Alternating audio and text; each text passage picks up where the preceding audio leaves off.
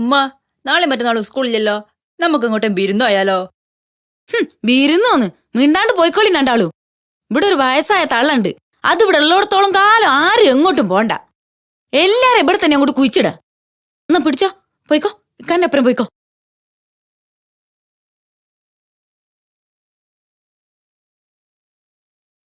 ഈ വീട്ടിൽ തന്നെ കുത്തിരുന്നോളി, എങ്ങോട്ടും പോണ്ട. നോക്കണ കണ്ടില്ലേ കൂമ്പന്റെ മാതിരി.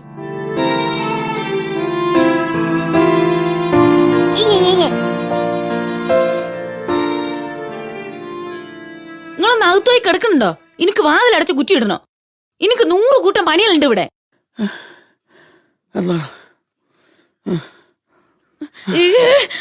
പുറത്തിടുന്ന ചെരുപ്പ് അകത്തിടരുതെന്ന് എത്ര പ്രാവശ്യം പറഞ്ഞാൽ കേൾക്കൂല.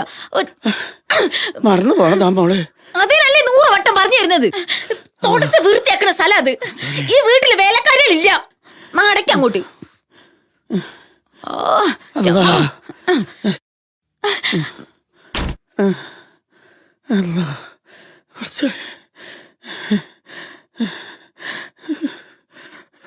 അവിടെ കിടന്ന് ഉറങ്ങിക്കോളി.